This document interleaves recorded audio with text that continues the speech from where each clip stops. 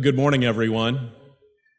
I'd like to thank you for joining us here for the State of the College gathering and being a part of our morning out here at Northwest State Community College. I'm Joel Miller. I'm the chairman for the Board of Trustees for the college, and I want to take just a moment to thank you again for being here and being a part of what we have going on out here. I think you'll find in the updates that we have that there are many, many exciting things happening here at Northwest State and have been happening for a number of years now, and so we're happy to shine the light on some of those and give you a peek behind the scenes and a peek in front of the scenes at what's going on here at Northwest State Community College. To start our day here today, I'd like to introduce you to the 8th president of Northwest State Community College. That's Todd Hernandez.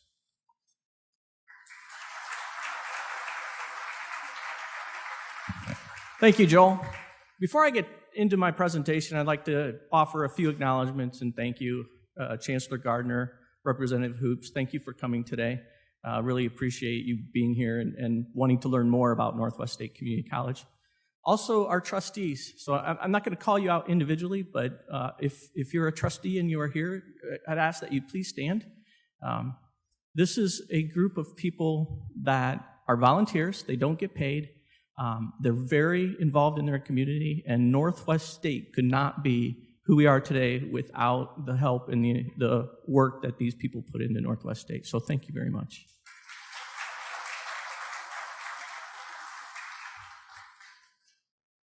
So anybody that knows me knows that I don't want this presentation to be about me, but since this is my first year as president, I thought I'd offer a little bit of a background of who I am so that the community can get to know who Todd Hernandez is at Northwest State. So I'm a native of Northwest Ohio, Napoleon, Ohio.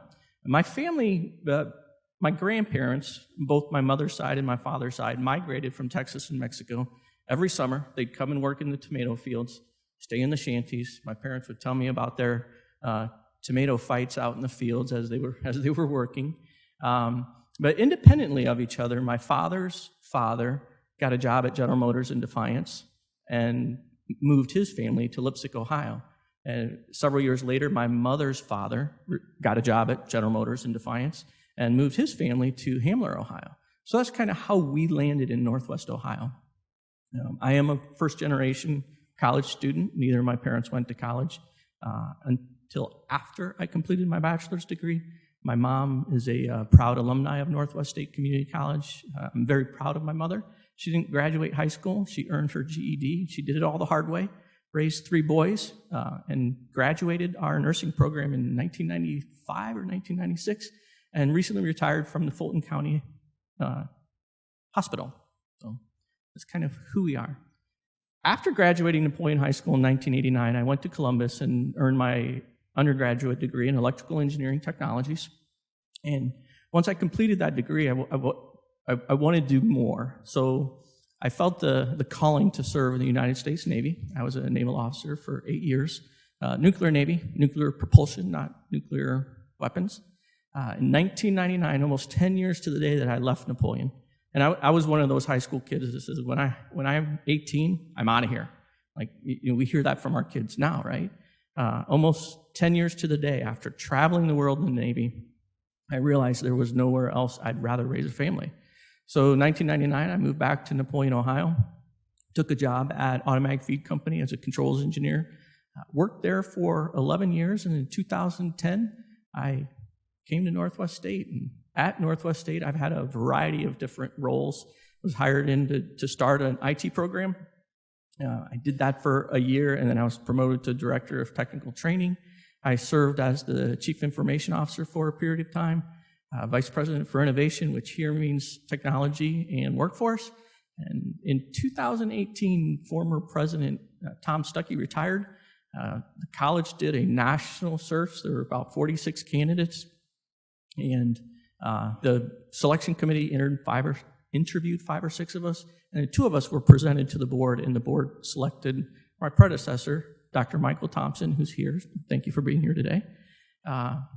And I was subsequently promoted to executive vice president, and then on April Fool's Day of this year, I became the 8th president of Northwest State Community College. I'm still waiting for the board to pull that out from under me, but I do have a contract. I think I just gave an idea. So, all right, our mission at Northwest State is to serve by providing access to excellent and affordable education, training, and services that will improve the lives of individuals and strengthen communities. Several years ago, I read a book called The Happy Map. It was written by Stephanie Ward and Kimberly Stokes, a couple of psychologists. And one of the key items that they identified, like if you want to live happy, you have to live with purpose. And I can't imagine a better purpose than to improve the lives of individuals and strengthen communities. It's worth getting out of bed every morning, and it's worth staying up till 10 o'clock working on a State of the College presentation that you have to give the next day. I've highlighted a couple of items in our mission: education, training, and services. Part of my messaging today is that we're not only a place where you can come and sign up for an academic class and take a course with us. Education, really, that speaks to our academics, right? We have academic programs, we are a college. Training is really our workforce, our contract training, other items that we offer that are not in our classroom. And then services are all the services that we provide to the community. And I'll highlight some of those during this presentation. Our vision at Northwest State is that we will be a leader in education that empowers individuals and strengthens communities. Lines very well with our mission. This is part of my focus. The announcement of my presidency happened on January 15th of this year.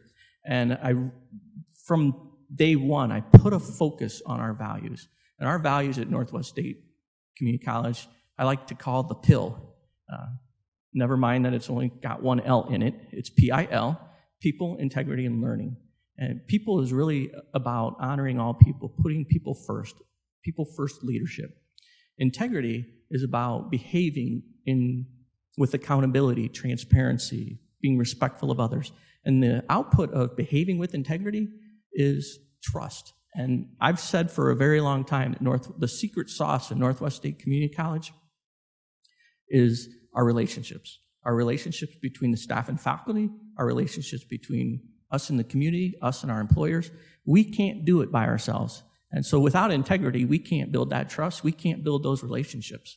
And the last item is I'm really proud to say that Northwest State values all types of learning. Not only learning that occurs in an academic course in our classroom on campus, but we value the learning that occurs in a summer camp where 5th and 6th graders are here taking apart refrigerators, or the learning that occurs at our partners in the Defiance Dream Center, learning that occurs everywhere. We value all types of learning. And in the upper right, you see there's a logo there, people, integrity, learning, that's our PIL, but it's also about striving for progress. So on the one hand, we as an organization, we as individuals, we're going to honor our PIL. We're going to hold that resolute, but we also need to strive for progress. I'm a firm believer that we all evolve, whether you're an individual or an organization, we are going to change. There's no such thing as steady state. There's no such thing as constant. We're always going to be changing. So strive for progress is really about being intentional in the way that we change, changing in intentional ways to become the institution, the organization that we want to be. So, PIL, honor our values, strive for progress.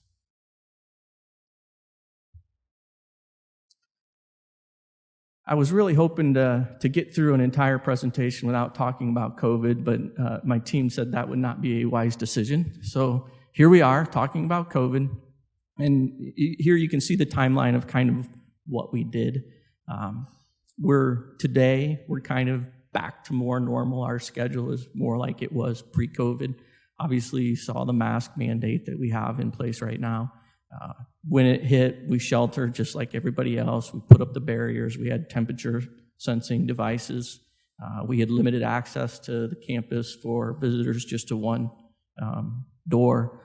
We never closed our campus to the community, though. We always allowed our campus to be open. We were a shelter in the hot summer days. If somebody needed to get a respite from the heat, they could come to Northwest State and get out of the heat and enjoy our air conditioning. But one of the items I want to point out, speaking to our PIL, very early on during the pandemic, we made a decision that we were not going to eliminate any jobs. We were not going to create any pay cuts. We were not going to do any furloughs.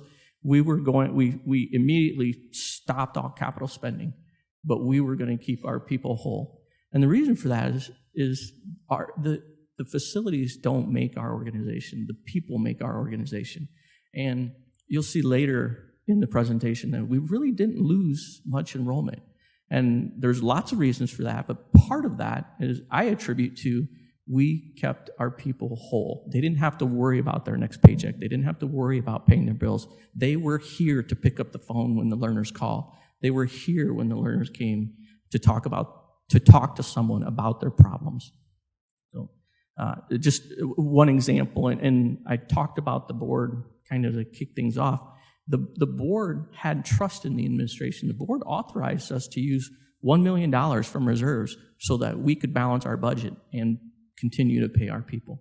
Now, as it turns out, we didn't have to use any of that money. We put it right back into reserves within about 8 months.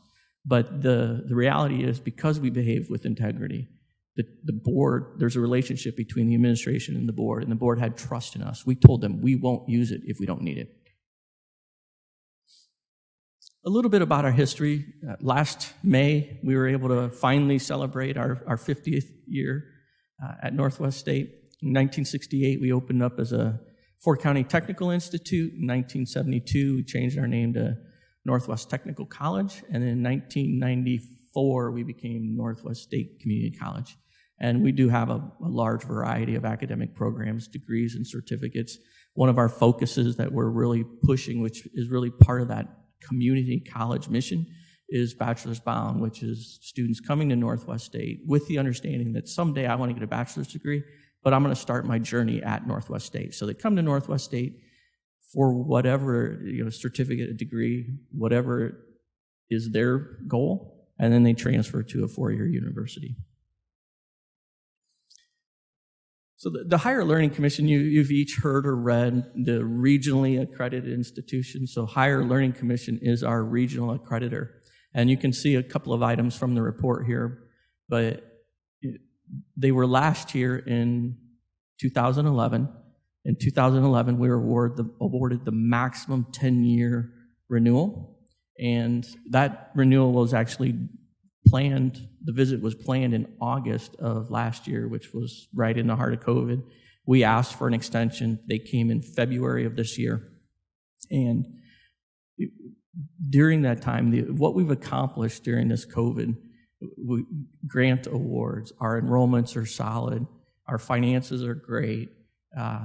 We were able to do a Higher Learning Commission visit. And when I talk to my colleagues and we talk about, we were awarded the TRIO grant, and I'll talk about that later. We were awarded a very competitive grant. We joined Achieving the Dream. And oh, by the way, the Higher Learning Commission came in and gave us a 10-year renewal. They about fall out of their chair. This is a big deal. The Higher Learning Commission comes in and they evaluate us against more than 60 different criteria. We have to write an assurance argument that's a 120-page long research paper, essentially. And the Higher Learning Commission, when they were here, they awarded us the maximum, so we're good. But one of the things that surprised the visiting team was how much we care as an organization about our learners, how much we care about our community. And what really impressed them was how much the board cares about our learners and how much the board cares about our community. They mentioned, board usually they look at the finances, and if the finances are good, they're good. Not this board, very involved. The other item that the Higher Learning Commission pointed out as a best practice was our partnerships. 51% of our enrollment is workforce, and it's partnerships with employers, it's partnerships with apprentices throughout the state. And they identified that as one of the best practices at Northwest State Community College. A little bit about the students that are here at Northwest State Community College. 2 items here I'd like to point out. 79% of our students are part-time. That's a full 15 or 20% above the national average. And part-time students are it's more difficult for a part-time student to complete because life can happen, right? Instead of taking 2 years to complete a degree or 1 year to complete a certificate, they're extending that out to 3 years and 5 years and 6 years, and life can happen during that time. So it requires us to have extra grace and provide more support for our learners than a typical community college might. And the other item from this slide I'd like to point out is the bottom two on the right, Paulding and Van Wert County. You can see that only 6.5% of our enrollment is from those two counties. I'll say 25% of our service population is from those two counties. So we've got 25% of the people we serve, only 6.5% of those folks are coming to Northwest State, or 6.5% of our enrollment are from those two counties. So I'll talk a little bit later about how we intend to address that. Part of my message today is we're your community college. Those are the 6 counties that we serve up on the screen. And the message here is that 87% of our alumni, 87% of our graduates live and work in our service area. So we're here serving people in our community. They stay in our community. Keeping with the your community's college theme, this is the economic impact that we have in our region. So we're a very good investment. Whether you're a learner, whether you're a taxpayer, we're a good investment. For every dollar that our learners invest in their education with us, they can stand to gain $3.30. For every tax dollar that is invested with Northwest State Community College, the taxpayers are returned $2.60. And society gains $7.20 for every dollar that is invested at Northwest State Community College. For our learners, when they graduate, they earn nearly $10,000 more per year than their peers, which translates to nearly $390,000 over the course of a lifetime. So we're a very good resource for the community, but we're also a really good investment for the community. Something that we don't talk a lot about is our success, Northwest State Community College's success in garnering grants. So many grants are very competitive. You have to write a proposal. It's a mini research paper. You submit it either to the state or the federal Department of Labor, Department of Education, whatever the granting authority body is. And Northwest State is a national powerhouse in bringing resources back to our community. In this last year, we were awarded $1.7 million from the U.S. Department of Labor for strengthening community college training. The total amount for that grant was $40 million for the entire country. The Department of Labor awarded 11 community colleges. There's 1,100 community colleges in the country. Every community college was encouraged to go after that money. We were one of 11 wards, and we were the only one in the Midwest to receive that. So we're on the national landscape, and the state administration has been very generous in investing in higher education, and we've been able to take advantage of tech cred, short-term certificate, other state programs. In total, since 2012, we've brought more than $18 million back into our community. Now, these are tax dollars that you and I pay. They go to Columbus or they go to Washington. And if not for Northwest State being competitive, if not for us going after that money, it doesn't come back to us. So this is us bringing those national state dollars back into Northwest Ohio. We have a wonderful, and Robin is here, the executive director of the foundation. We have a great foundation. Peter Beck is also here as well. This year, they awarded more than $800,000 in scholarships to our students. At the August board meeting, they presented the college with a check for over $925,000. And that speaks to, I talk about the pill and the value of investing in Northwest State. Our community trusts us. Our community trusts that we'll take that funding. They donate to the foundation, who gives it to Northwest State, awards it to Northwest State learners, and we use it wisely. And it just speaks to the trust that the community has in Northwest State Community College. And I'd like to point out a lot of organizations during COVID, it was tough for everybody, right? But we didn't give up. We continued to strive for progress. And the foundation held a virtual green carpet event, which is really, you're just looking at a Zoom screen and saying, we believe in Northwest State. But they were able to raise $65,000 with a virtual fundraiser last year. You just try something, try it and see if it can work. Northwest State also invests its institutional dollars in scholarships. One of our strategic goals over the last couple of years was to increase the number of presidential and honor scholarships that we award each year. And going back several years, we awarded 57, 58 scholarships. In a year, we more than doubled that to 128. And this year, we awarded 176 presidential and honor scholarships. And we're developing new scholarships, Achieving the Dream.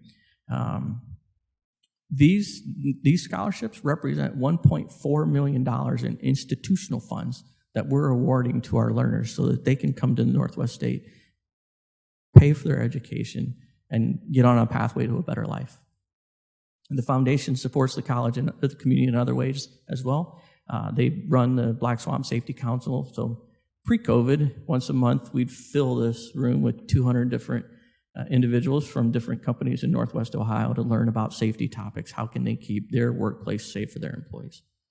And that, too, is still moving along. At this point, it's virtual. Earlier, I talked about learning of all types, right? So we're not just a place where you could sign up for a class, come to our campus and take a course in comp or psychology. We advertised more than 20 summer camps this past year, all different types of topics. They're listed up there. Babysitting 101 was a very popular camp, 7th and 8th grade girls and boys that want to become babysitters. They come out here and they take a several-day camp with our faculty and learn how to be safe at babysitting. Very, very cool stuff.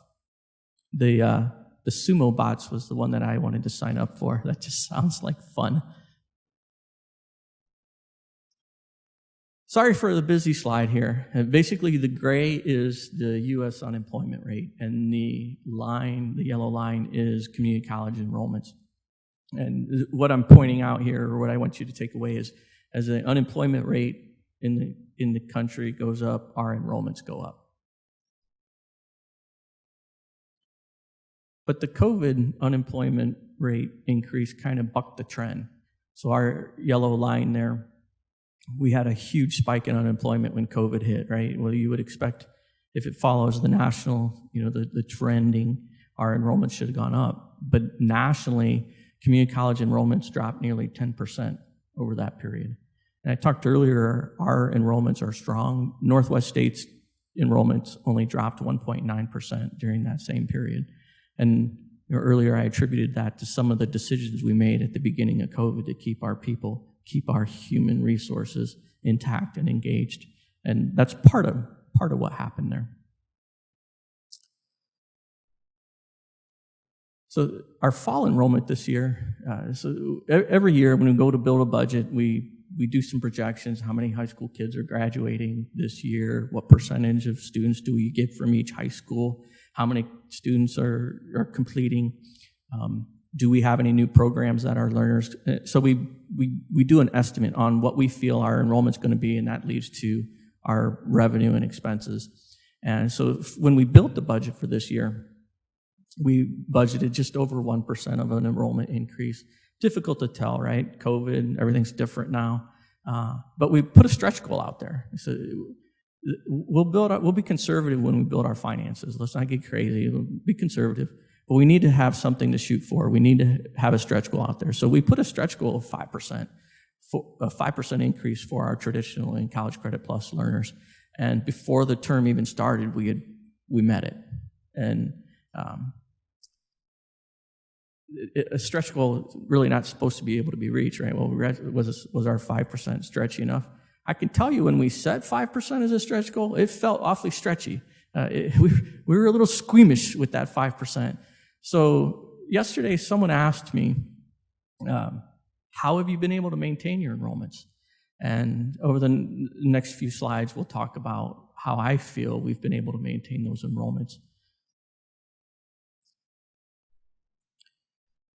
So you've seen the little EAB logo in the last couple of slides. So that's the Executive Advisory Board. It's a strategic partner of ours. They do a lot of research. They look at best practices that are established around the country in higher education, and we pick and choose those best practices and contextualize them to Northwest State.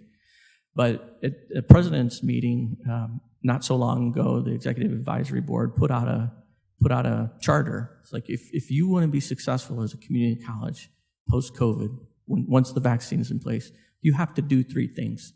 And the first thing to maintain enrollments, there's going to be a lot of competition for our learners. We have to be competitive. We also have to address and acknowledge the fact that there's different demographics of learners out there. There's minorities, there's low income, there's first generations, there's non-traditional students. We have to be able to address that and go after and serve those learners in the way that they need to be served. The next item they looked at was our business model. So no longer can we just publish an academic schedule for our learners to sign up to and show up and take a class. We need partners. We can't do this alone. And the third item is we have to be radical in our flexibility. Radical in our flexibility for our workers, radical in our flexibility for our learners. So we do have a strategic plan. We're in year 2 of a 3-year strategic plan. And it's 5 pillars. The first pillar is life-changing education. It's about our academic programming. The second pillar is learning for all. And that's our mission, to serve by providing access. So it's really about that, by providing access. And we'll talk more about that in a few minutes. The middle pillar is organizational excellence. We, as a college, have lean. We implement lean at Northwest State Community College. Even next week, we start another round of yellow belt training and green belt training. It's really about becoming the most efficient that you can in your processes and procedures. But we're also evaluating all of our policies and procedures at Northwest State so that they can be more learner-centric, more employee-centric. The next item is empowered team. Our culture at Northwest State, we're an institution, we're an employer where people want to come and work. Not only did we not eliminate any roles during the COVID period, we're actually expanding. We're being bold. We're putting new people in place for new initiatives that can serve our learners better, that provide access to educational opportunities that we didn't have access to before. And that's part of the empowered team. And then the last item is engaged community. I had several people come up to me and say, "Is this the first time you guys have ever done this? I don't remember a State of the College event previously." And it's not the first time. It's the first time since 2007 that we've done this. But this is part of that engaged community. We invite the community in, and I'm going to talk for 40 minutes. And if I say one thing that sparks an idea for someone out there, you say, "Hey, I wonder if we talk to Northwest State about this," then boom, we've got it, right? That's how you create those connections, those collisions, and we can work together to solve problems. So back to the enrollment, the EAB says we need to be competitive. We are starting new programs, new academic programs at Northwest State. You may have seen recently in the media that we have an agribusiness program now at Northwest State Community College. We're developing a business program for adults, and so many of our learners are they're non-traditional. They're over 25. They're single parents. They work in one job, maybe work in 2 jobs. They need a program that fits their schedule. So we're building a program with all of the support services for those adult learners that have all those other life responsibilities. The grant I talked about earlier, that $1.7 million, that's funding new programs in CAD/CAM, PLC. We also launched an Earn and Learn program. That's where learners can come and enroll in an academic program, but also they get an apprenticeship out in the community, so they're working and learning at the same time. And we're also building some short-term certificates in entrepreneurial and marketing. Keeping with that enrollment, but looking at those demographics, Northwest State over the last 4 or 5 years, we've really taken an interest in diversity, equity, and inclusion, and acknowledging that our learners aren't all the post-high school high academic achievers, right? We have learners with challenges. So we've put systems in place to help those individuals with challenges, life challenges. The first one is Guided Pathways to Success. That built an advising center. And the advising center, every new student at Northwest State Community College sits in front of an advisor and they have conversations about their academic journey. What do they want to accomplish? Why are you at Northwest State Community College? And we like to say, set a plan, get on a plan, complete the plan for our learners. The TRIO Student Support Services, that's one of those very competitive grants that I talked about earlier. We were awarded during the COVID period. But that established another advising center, a student advising center. So we've got the academic advising center so that our students can understand their academic journey. We have now built a student services advising center to help students, help our learners with everything else, whether they need connections to a community resource, they're having trouble with their finances. I sat down in front of a group that are doing this, and one of the learners was going in for a job interview, and he did his resume, and he went to talk to one of the advisors in TRIO, and the TRIO advisor says, let's work on this resume a little bit. Gave that learner mock interviews, and the energy and the excitement that I felt from that learner, because that learner had the confidence to go and apply for that job, where before they had. So just the TRIO is whole wraparound services for our learners. We joined Achieving the Dream. Achieving the Dream will help us look at our enrollment data and help us identify gaps. So who's not coming to Northwest State, and why are they not coming? So what do we need to do to attract that population? And for those that are coming to Northwest State, but they're not completing, they're not finishing, why aren't they finishing? Who's not finishing? So Achieving the Dream is really going to help us look at all of our data and make data-informed decisions so that we can improve the success for our learners. Graduation Alliance is another strategic partner of ours. The state has a program called the 22 Plus program. And so if you're an individual who doesn't have a high school diploma or a GED, you can sign up for the 22 Plus program, and you'll actually take courses through Northwest State in partnership with Graduation Alliance and earn your high school diploma. And earning that first credential for many of our learners, like that's enough to get them going, right? I did it. Well, if I did that, maybe I can take a college course. If I did one college course, maybe I can take another. Maybe I can enroll in full time. Graduation Alliance also does a stop out program for us. So learners who came to us and left for whatever reason, the Graduation Alliance has trained professionals. They're calling those learners and getting them to come back to Northwest State, letting us know, okay, we understand you weren't able to complete. What went wrong? How can we help you? Let's get you back on your academic journey. And we talk about so back to the mission, to serve by providing access. We talk about access at Northwest State for our learners in 4 different kind of realms. First, it's academic access. Are our learners academically prepared to take a college course? If not, how can we help them? We talk about financial access, and I've talked a lot about scholarships, a lot about our grants. Are our learners capable of paying for their academic program? If not, how can we help them? Are there funds in the foundation? Are there institutional funds? We have all these other grants that we can use. Geographic access, the average drive time for our learners to come to Northwest State is 30 minutes.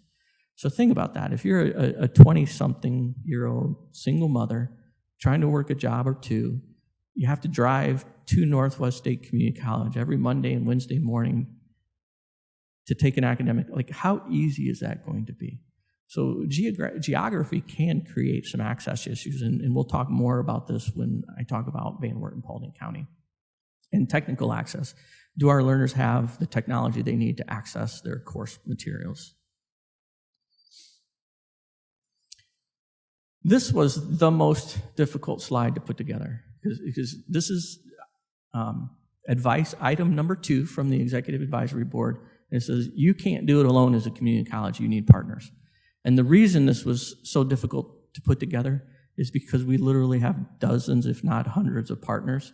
And if I pick 3 or 4 to talk about, then I've got dozens or hundreds of partners wondering why I didn't talk about them.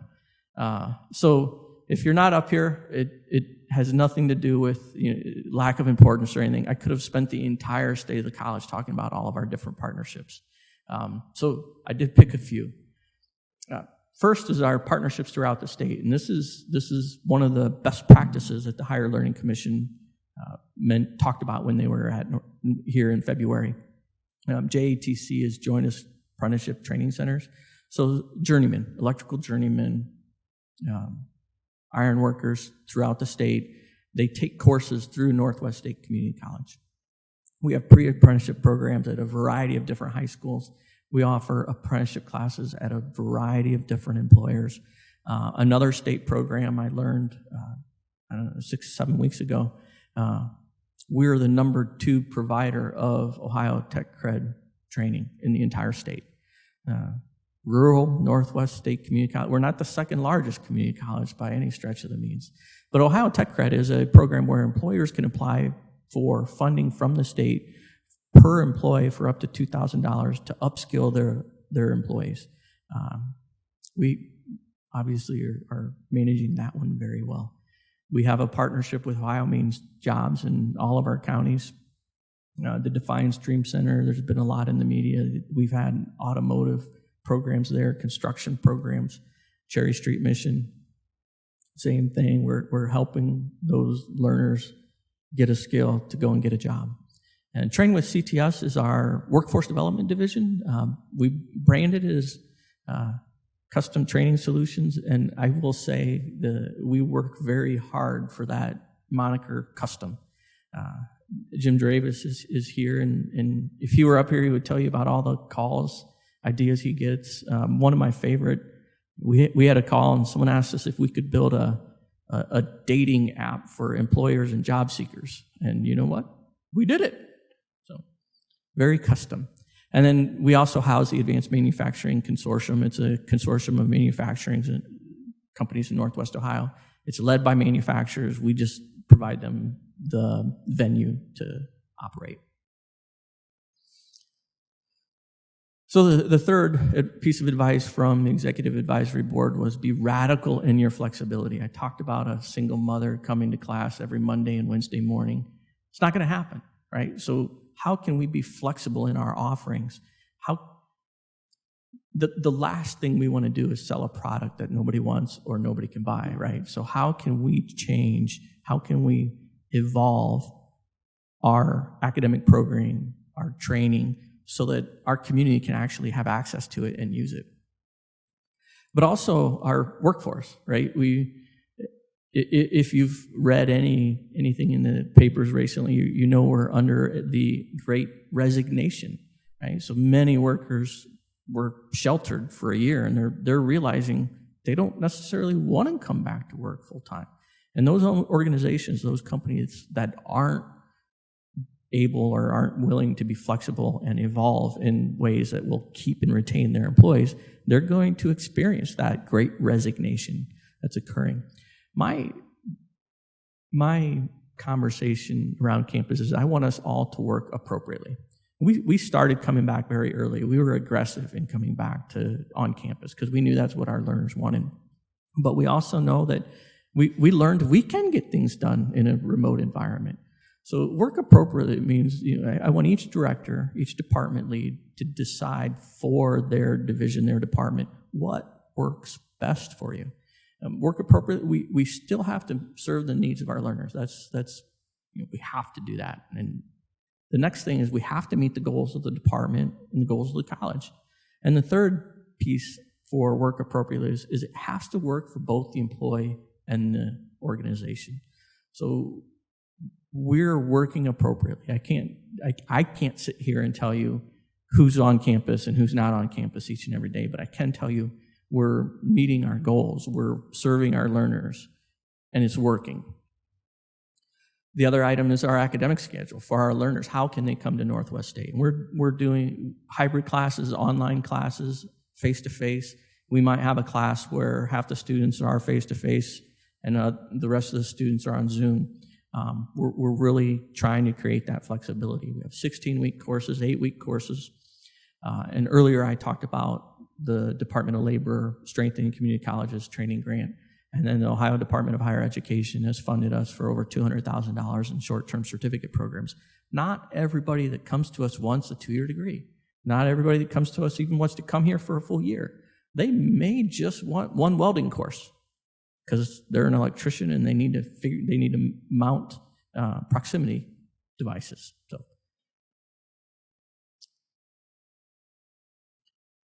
the last strategic priority that I want to talk about today is Van Wert and Paulding County.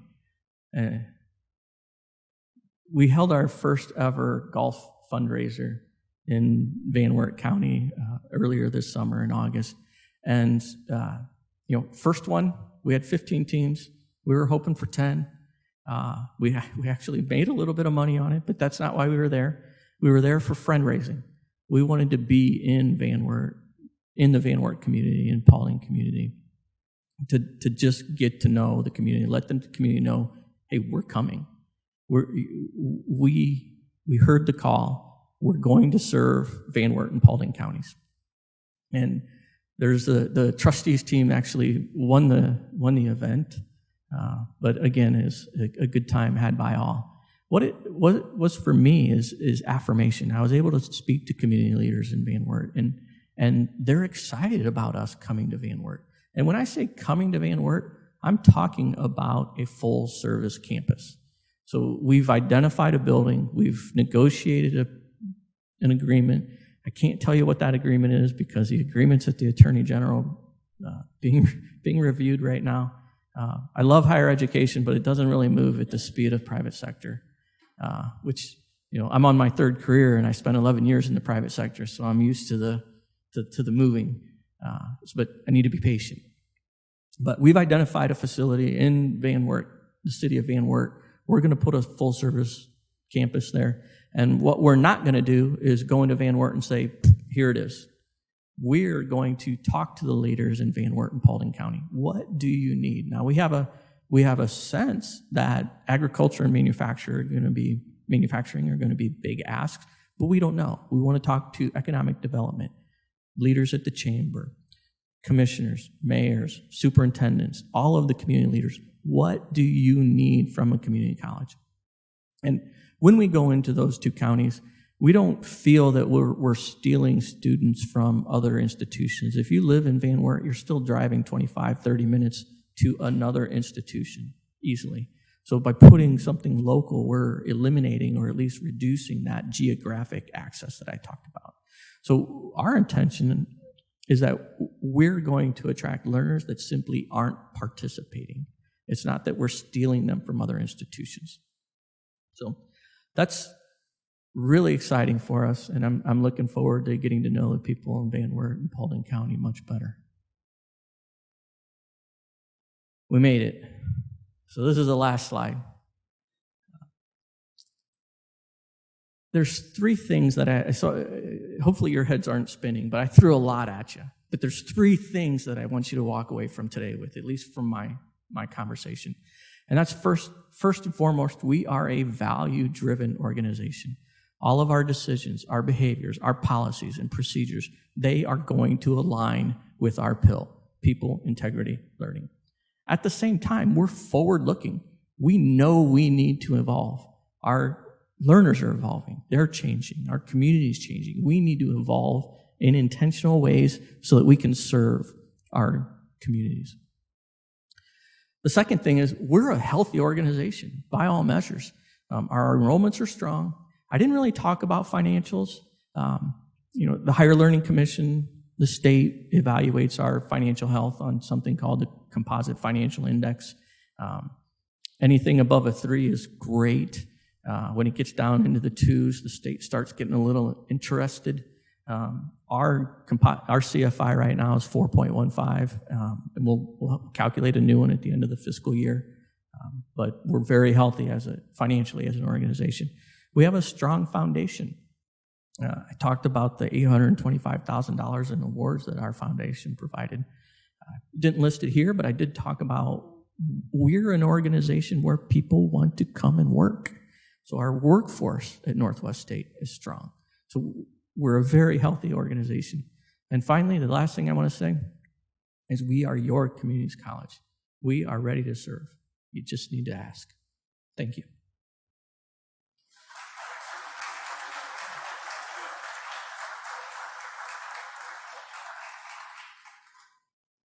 Thank you, Todd. And as he said, We are your community's college, and any kind of input that you have for us, any kind of needs that you have, that's what we're here for, and that's the ultimate goal of what we do every day here. Next up, I'd like to welcome Randy Gardner for the State of Higher Education. Randy was appointed by Governor Mike DeWine the 10th Chancellor of the Ohio Department of Higher Education in January of 2019. As Chancellor, he oversees the state's 2-year and 4-year colleges and universities and the Ohio Technical Centers. In addition, the Chancellor provides policy guidance to the Governor and the Ohio General Assembly and carries out state higher education policy. During the first year of the DeWine administration, Chancellor Gardner made more than 100 college and university visits to 74 different campuses, an ambitious schedule meeting with university leaders, faculty, and students throughout Ohio. Before becoming Chancellor, Gardner served a combined total of 33 years in the Ohio Senate and House of Representatives. A well-respected leader, Gardner served in 7 different elected leadership positions, including Senate President Pro Tem, House Speaker Pro Tem, and Senate Majority Leader during his final term in the Senate. He also served as chairman of both the House and Senate Higher Education Committees. In the General Assembly, his work ethic was exemplified by his 100% voting record over 33 years. His 10,433 consecutive roll call votes on bills, amendments, and resolutions earned him the nickname the Cal Ripken of the state legislature. Gardner received his bachelor's degree in education and a master's degree in political science, both from Bowling Green State University. Prior to his career in public service, he worked as a realtor and high school history and government teacher. Gardner and his wife Sandy reside in Bowling Green and are the parents of 3 children, Brooks, Christina, and Austin. And we extend a hearty Northwest State welcome to Randy Gardner.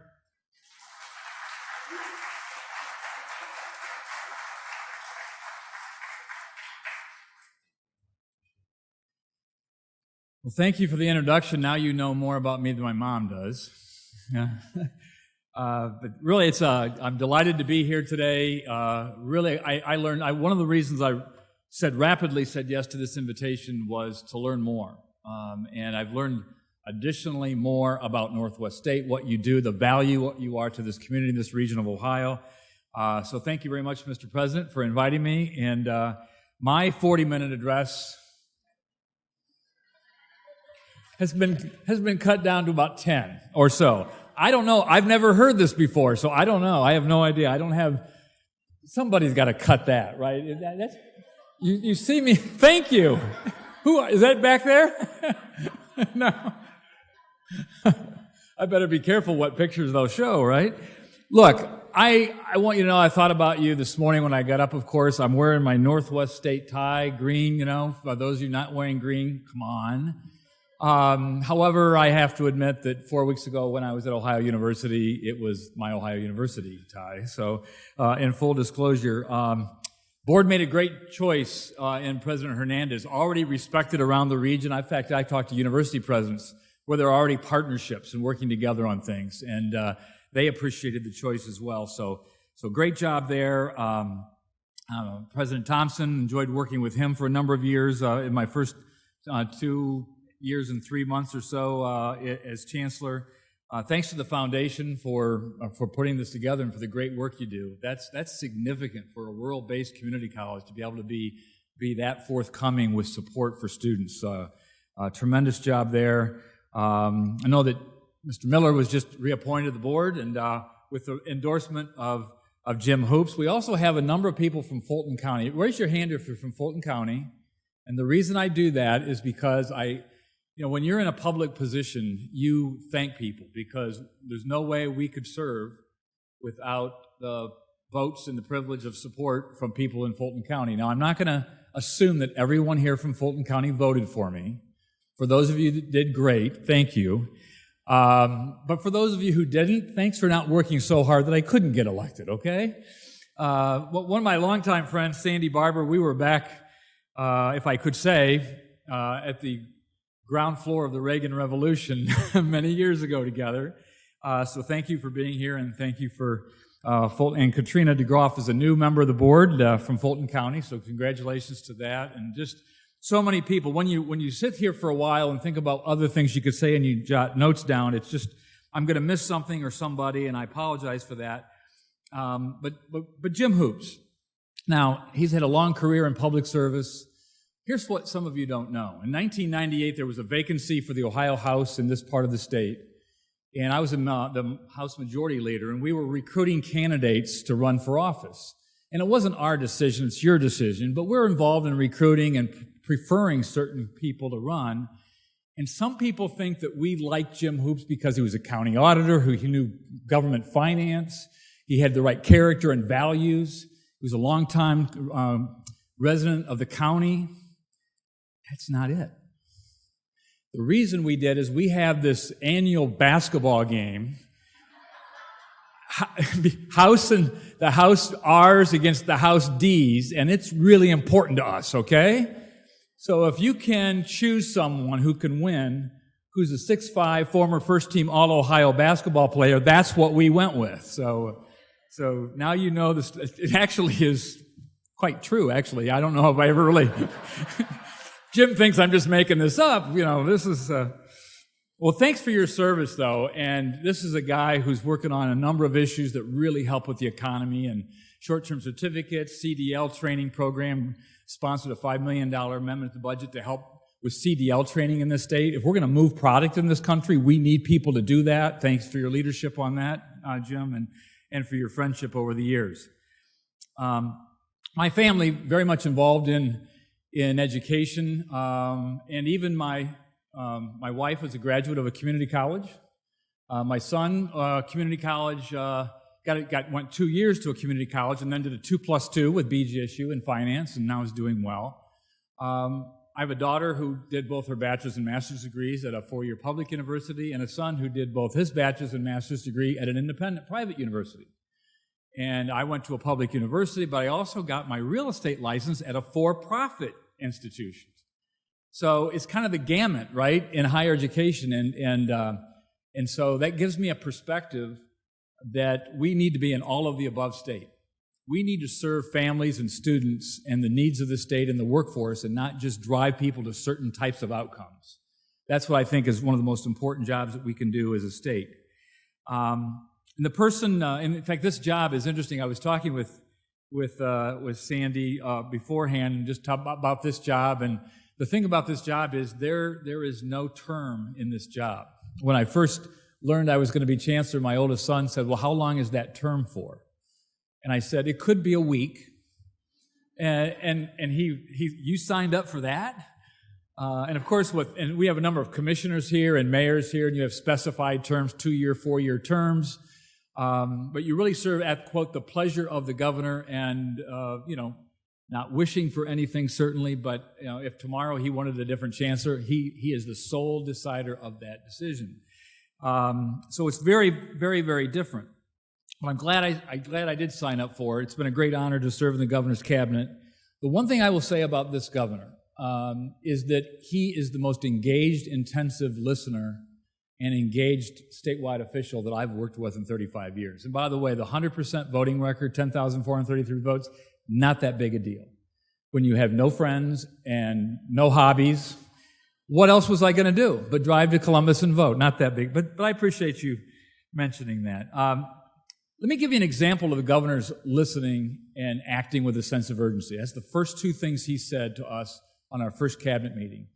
Was the concerns with the pandemic were that counseling and mental health services were going to be important. And so I had these, what I call these chancellors roundtable Zoom calls with students from all over the state, 57 different students, 57 different colleges, including community colleges. And a number of them raised, while the governor was on one of those calls, a student for the University of Akron really succinctly described the challenges with counseling and mental health services, and that there were longer wait times and students who couldn't get calls back. And he stared into that camera and said, "It shouldn't be that way." 3 weeks later, we had a proposal to the controlling board to spend $13.5 million of federal CARES Act funds to our college universities to help support counseling services, support services for students, because it was that important. First state in the country to do so.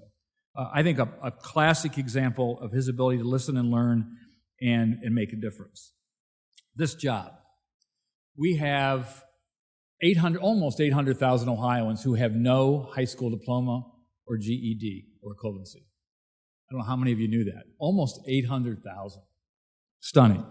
We have a program called Aspire that serves those students for free, gets them that basic fundamental certificate or equivalency so that they can continue to support their families. Didn't know that was part of the Chancellor's job when I got the job, and it's a really strong one. We have 1.3 million Ohioans who have some college credits, but no degree. And that's not good for the families. That's not good on the investment side for the state of Ohio. So we have a number of programs. I'll talk about those in a moment. The whole thing about these remarks is that we have to instill in our lawmakers, our state policy leadership, even the private sector, the value of higher education. I'm not talking about just certain levels of education. I'm talking about all the things we must do together to strengthen our workforce. But we know that wages, employment, healthcare outcomes all are better with education. In fact, one thing we noted in our budget testimony this year, that if we just increased education attainment, post-secondary education attainment, by 5%, half associate degrees, half bachelor's degrees, we would have saved $1 billion. We would have had $1 billion in more tax revenue and lower social spending in the budget if we just could get a 5% increase in attainment in this state. Not easy to do. Why is it not easy to do? In part because we have fewer high school graduates. And so between now and 2030, we're going to see a marginal decline in the number of high school graduates, which means not because the graduation rate's down, not at all, but because just the demographics don't work for most states in the Midwest. So we have to be about adult programs and bringing adults back and making them an important part of our workforce and higher education efforts. The thing that I would like to praise Northwest State for, look at the variety of things that we do. How many people in the general public would know that much activity, that much energy, that much making a difference goes on here? But we have to be about transfers.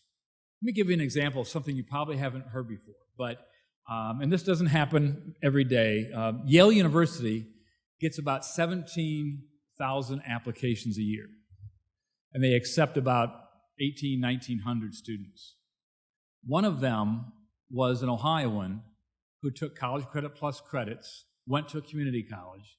Every single one of her credits transferred to Yale University this fall. How about that? Most people don't think of a community college to Ivy League, but I think that shows the value not only of that student, but also the value of our transfer system. We have the best, just probably the best transfer system in the country in terms of working between 2-year and 4-year and the array of educational opportunities we have. So transfers are really important. We have something called College Comeback. That says if someone has a debt of some kind, and this is not relieving the debt, but this is working with the student to be able to pay back that debt or to get them re-enrolled. There are lots of ways we can do that, be more flexible to the student. In some cases, we have another program called Second Chance Voucher in the state budget. And this says we're going to give $2,000 to somebody who may have stopped out but wants to re-enroll. And so the colleges will be out recruiting here in days. Mr. President, maybe on or about next, Thursday or Friday, you may be getting an invite to a Zoom call to announce our Second Chance Voucher program. And we actually added, from what the Senate passed, we actually added community colleges to that. So now if you stop out at a 2-year, you can continue at a 2-year, the same one or a different one. We actually added that at the Department of Higher Education as another component because we thought it should, again, be about all students, all opportunities, all regions of the state. Things like short-term certificates, the President identified those in terms of 6 weeks, 8 weeks, 12 weeks, something short of a year, $7 million through the DeWine Houston administration to provide short-term certificates to really help with our workforce needs in this state. I did not know. I should have done this, but I would have probably proclaimed it. You're second best in the state on tech cred. That's remarkable. I knew you were very active, and the Lieutenant Governor was in this room, I think, a number of weeks ago talking about tech cred. And if businesses already don't know about that, this is a way to not only to invest in your employees, incumbent workers, who with an additional course or 2 or 3 could strengthen themselves as an employee and in turn strengthen your company, your business, by giving them the type of credential that value adds to what they already do for you. It's a great program. We actually increased it, thank you, Representative Hoops, in this last budget. And so it's about the most workforce, small business directed program I've seen in all my years in Columbus. Just an outstanding program, and it's great that Northwest State is leading the way. And you didn't speak exactly to the number of students, but when you think about your enrollment versus Cuyahoga Community College, Columbus State, Stark State, 4, 5, 6, 8 times larger, and yet you're helping lead the way in this state. Thank you to the President's leadership and all of you a part of that. I have to applaud that. That's just, I can't wait texting the Lieutenant Governor right after I'm done here and tell him about, do you realize just how amazing it is? So a lot of things like that going on. And at the end of the day, it's again, comes back to value. What we value as a community, a work ethic, what we value in terms of education, how it can elevate people and improve their lives. It's just a real honor to learn more about Northwest State, to be a part of really attempting to be challenged, but yet succeed in this very difficult era. And you're doing that. You've proven that. The President noted about the national decline in community college enrollment and how Northwest State is kind of bucking that trend as well. So I just am honored to serve in the Governor's Cabinet, honored to be from this region of Ohio and get to see up close and personal what you do. And for all of you here who support this great college and its work and this community, God bless you for that. It's been a real honor. Thank you very much. Appreciate it.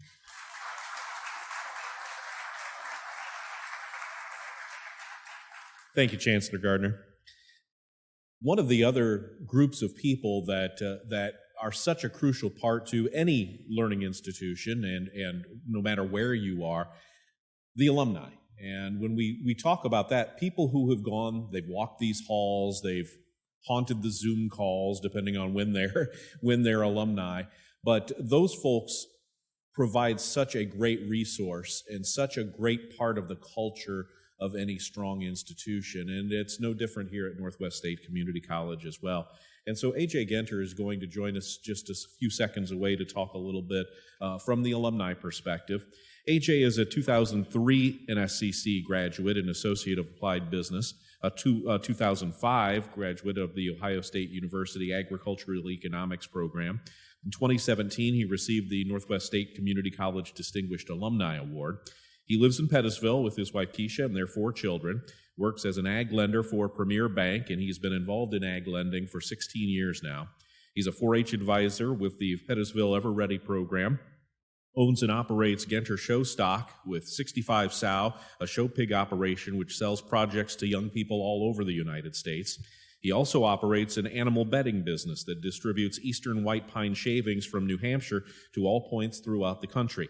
In his spare time, if he has any, which I don't think he has much, but he's a nationally known swine judge as well. Some of the past shows that he has judged include the World Pork Expo, San Antonio Livestock Show, the Georgia National Fair, been to the Cow Palace in San Francisco, and the National Junior Summer Spectacular in Louisville, Kentucky. Let's welcome A.J. Genter.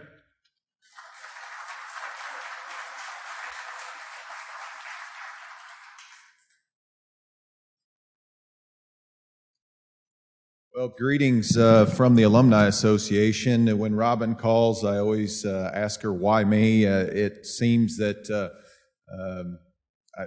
thank you for the introduction, Joel. It seems impressive, but I just see myself as a farmer and a banker. So there's, what is impressive to me is when I walk through the doors and you look at the wall to the right and you see all the distinguished alumni, there's presidents of banks, there's lawyers, I'm sure, there's business owners, there's CEOs, and there's pediatric surgeons that came through the doors of Northwest State Community College. So I think that says a lot about what this little community college has to offer the community for prospective students and the opportunities that it provides. You know, a little bit about myself. In 2001, I was a high school senior in the spring. I had no plans for higher education. I was a kid that was happy to be a farm kid. I was going to go back to the farm, hang out with Dad and Grandpa. We didn't have a lot going on, but I thought, that's what Grandpa did. That's what Dad did. That'll work for me. So I graduated, walked across the commencement. A.J. Genter, farmer. Okay, sounds great.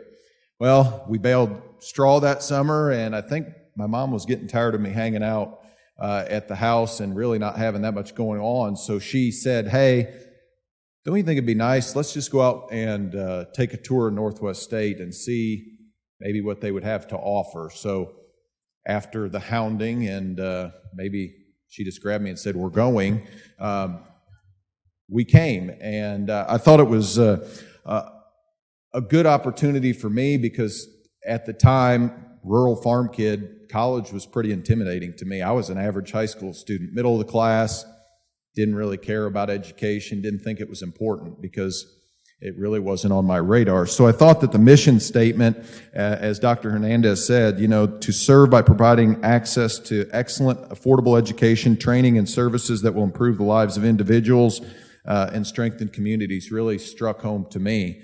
And I thought, hey, I can do this. Everybody was friendly, so that day, I think, or maybe the next week, we came out and we signed up for classes. Found it a pretty easy transition. Two things that have me excited now after going through that path, of course, I then went on and graduated from Ohio State, which I would have never done had we not came to Northwest State. I think it's really cool that we've got the Bachelor's Bound program cooking, as the president there alluded to, very important and integral. And also, if Kayla wants to stand up, the ag program, being an ag kid, a farm kid, I don't know where she got to, or maybe she snuck out. Oh, she's in class, but you guys have, Northwest State is blessed to have Kayla. She is an awesome advocate for agriculture. The rural part of our community is pretty important. Agribusiness is one of the largest economic boosters in Ohio. It's huge. So thank you to Northwest State for having me. From a simple farm kid, what Northwest State provides for students is immeasurable. And I would ask that, you talk to those communities. Another thing, if you have a chance, I know, Robin, every year we get, if you're on the Distinguished Alumni wall, I always think just not the people on the wall, but there is a whole booklet of individuals that are qualified and have attributes from Northwest State that are just waiting in the wings to be a part of the Distinguished Alumni Group. So I think it's important to maybe to Google a few of those and kind of get acquainted with them, but there's a whole bunch of them that are going to be on that wall soon. So thank you very much. Appreciate the time.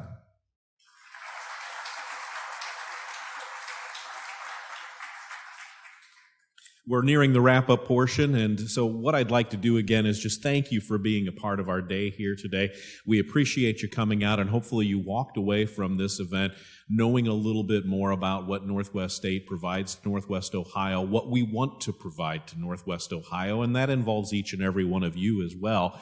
Because, and I say it all the time in my job as director of the Chamber of Commerce here in Henry County, one of our themes is we want to be idea-friendly.